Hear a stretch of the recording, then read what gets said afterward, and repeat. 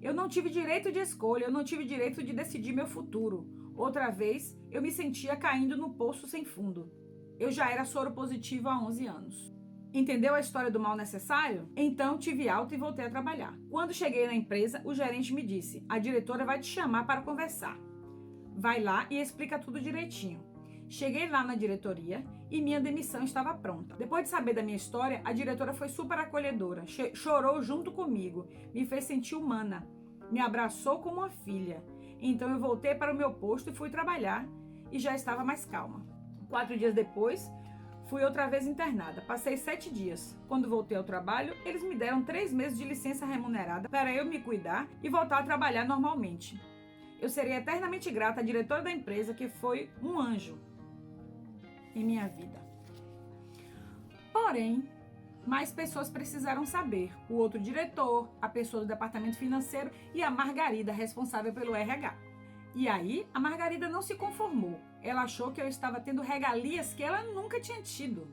Nem ela, nem nenhum outro funcionário. Por que eu merecia tudo aquilo? Eu só tenho HIV, nada mais. Eu passei todo esse tempo em casa e quando voltei, veio a ordem que me liberava de trabalhar nos finais de semana e feriados. E aí, como eu estava viva, eu não queria parar. Me matriculei numa pós-graduação.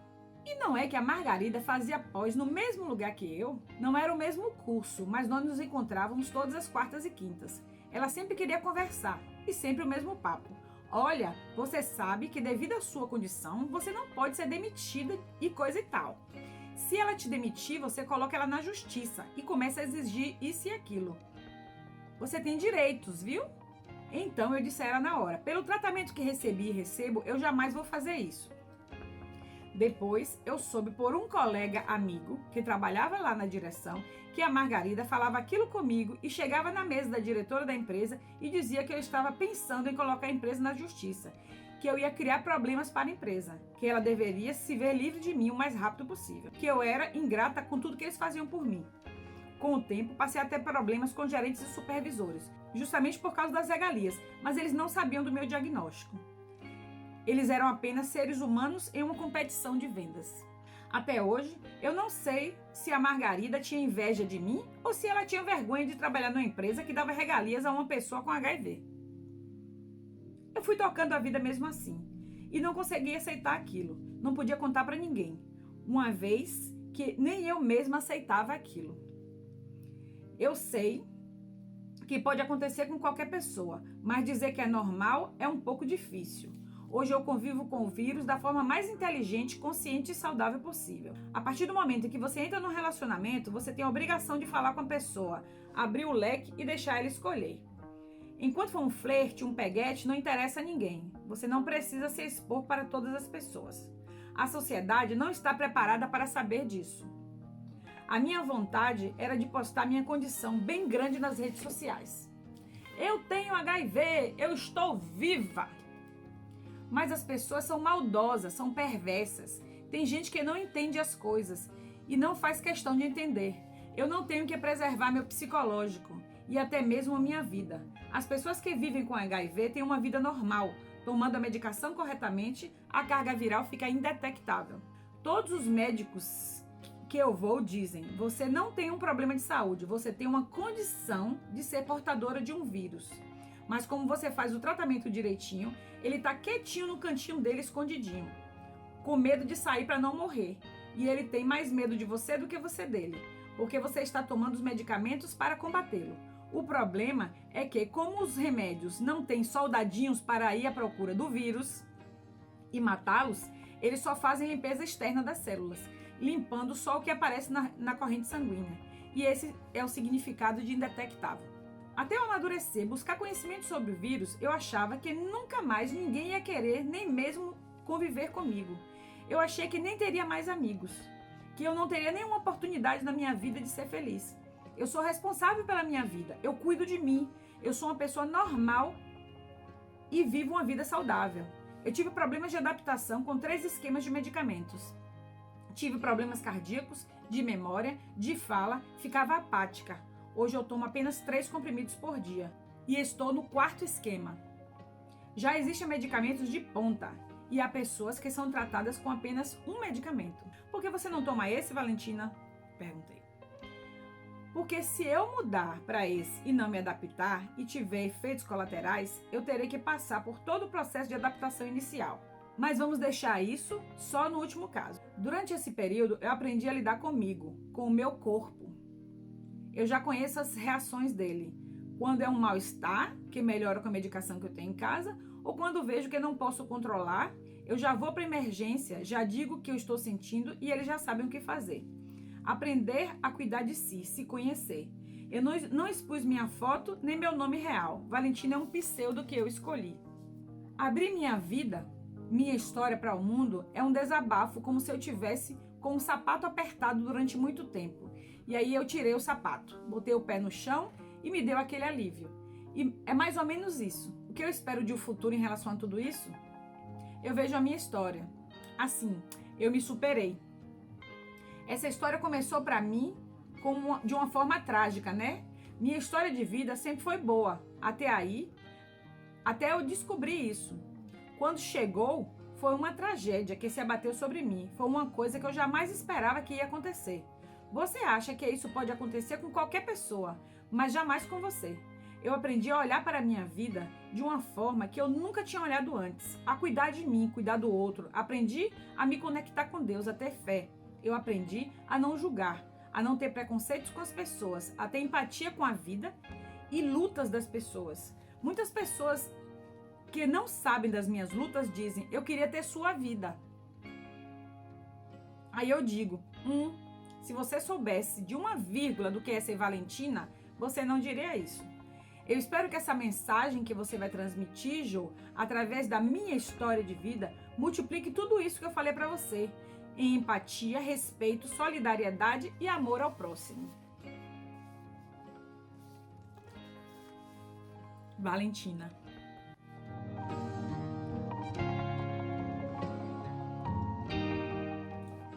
Entre as décadas de 1960 e 1980, começaram a surgir casos de doenças que os médicos não conseguiam explicar. Os pacientes apresentavam uma combinação de doenças que incluíam geralmente sarcoma de Kaposi, um tipo de câncer, fadiga, perda de peso, baixa imunidade e pneumonia. A infecção por HIV só foi identificada em 1981, mas os pesquisadores acreditam que a primeira transmissão dos macacos para os seres humanos pode ter ocorrido na década de 1930. A primeira morte comprovada pela AIDS foi de um homem no Congo, em 1957. Mas a comprovação só veio décadas depois, com a realização de exame de sangue preservado. Este artigo traz uma linha do tempo com os principais pontos do HIV e AIDS ao longo de décadas. Eu resumi muito isso aqui, porque esse vídeo vai ficar muito grande, né? Mas vocês vão entender. Em 1977, morre em 12 de dezembro, aos 47 anos, a médica pesquisadora dinamarquesa Margrethe P. Husky. Ela havia estado na África, estudado o ebola e começaram a apresentar diversos sintomas estranhos para a sua idade. A autópsia revelou que seus pulmões estavam cheios de micro-organismos que ocasionaram um tipo de pneumonia. Em 1981, descreve-se pela primeira vez a síndrome da imunodeficiência adquirida. Neste mesmo ano, morre Getan Dugas, o chamado paciente zero. Em 1983, instalou-se grande pânico ao redor do mundo, quando se cogitou que a doença poderia ser transmitida pelo ar e por utensílios domésticos. Em 1984, descobre-se o retrovírus, considerado agente etilógico da AIDS. 2 grupos de cientistas reclamaram a patente. Em Paris, Dr. Luc Montagnier, e outro dos Estados Unidos, Robert Gallo. Em 1986, na segunda Conferência Internacional da AIDS, ocorrida em Paris, foi reportada experiências iniciais com o uso de AZT. No Brasil, Herbert de Souza, o Betinho, conhecido sociólogo e ativista político brasileiro, hemofílico, confirma sua condição de portador do vírus HIV. No mesmo ano, ele funda a ABIA, Associação Brasileira Interdisciplinar de AIDS, entidade que vira referência na luta por maior controle dos bancos de sangue e contra a discriminação. Em 1987, o governo britânico lançou uma campanha publicitária com a frase "Não morra de ignorância" e entregou em cada residência um folheto sobre AIDS. A princesa Diana abriu o primeiro hospital especializado em tratamento de AIDS na Inglaterra. O fato dela não ter usado luvas quando apertou a mão das pessoas com AIDS foi amplamente divulgado pela imprensa e ajudou a mudar atitudes preconceituosas. Em 1988, a OMS instituiu o Dia Mundial da AIDS, 1º de dezembro, sendo esta primeira edição com o tema Junte-se ao Esforço Mundial. Em 1989, um grande número de novas drogas tornou-se disponível no mercado para tratamento das infecções oportunistas. Em 1990, morre Ryan White, aos 19 anos. O programa de troca de agulhas e seringas na cidade de Nova York é fechado por questões políticas. No Brasil, morre o cantor de rock Cazuza. No mesmo ano, seus pais fundaram a Sociedade Viva Cazuza. E o tema do Dia Mundial da AIDS é AIDS e Mulheres. Em 1991, o jogador de basquete americano Magic Johnson anunciou que era portador do HIV. Morre Freddie Mercury, cantor do grupo de rock Queen. O terceiro antirretroviral foi autorizado pelo FDA para pacientes intolerantes ao AZT. Em 1992, a estrela do tênis Arthur Ashe anunciou que estava infectado pelo HIV em função de uma transfusão de sangue em 1983. O tema do Dia Mundial da AIDS é "Vamos juntos contra a AIDS, de mãos dadas com a vida". Em 1993, mais de 3,7 de novas infecções ocorreram mundialmente, mais de 10 mil por dia. Durante este ano, 350 mil crianças nasceram infectadas. O slogan da campanha da AIDS: "Previna-se da vida, não das pessoas". Em 1994, passou a ser estudado um novo grupo de drogas para o tratamento da infecção, os inibidores da protease. O ator Tom Hanks ganha um Oscar por sua atuação no filme Filadélfia, onde interpreta um gay com AIDS. Betinho é indicado pelo presidente brasileiro Fernando Henrique Cardoso para o Prêmio Nobel da Paz, por sua atividade no combate à fome. Ele estava pesando 45 quilos. O tema do Dia Mundial da AIDS é AIDS e Família. Em 1996, Magic Johnson retorna ao basquete profissional. O tema mundial da AIDS neste ano é Unidos na Esperança. Em 1997, em 9 de agosto, morre Betinho, 11 anos depois de confirmar sua condição de portador. Com 61 anos, vítima de hepatite C, em casa, ao lado da mulher e dos filhos. Em 1998, no Dia Mundial da AIDS, a temática é a mesma do ano anterior. No mundo com AIDS, as crianças e os jovens são responsabilidade de todos nós. Em 1999, o Dia Mundial da AIDS, celebrado em 1º de dezembro, leva por tema "Você pode fazer um mundo melhor. Escute, aprenda e viva com a realidade da AIDS". Em 2000, a Valentina foi contaminada.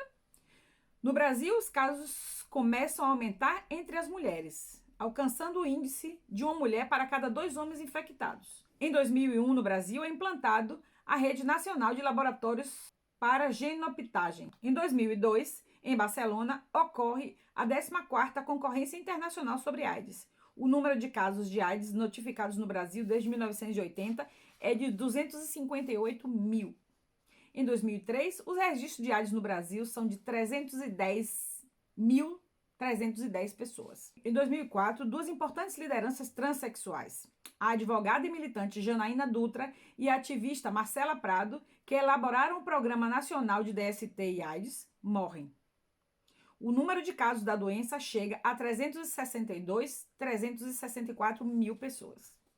Em 2005, Gato Mandela, filho de Nelson Mandela, morre com consequências da AIDS, aos 54 anos. O tema do Dia da Luta contra a AIDS no Brasil aborda o racismo como fator de vulnerabilidade para a população negra. Os casos no Brasil chegam a 371.827 pessoas.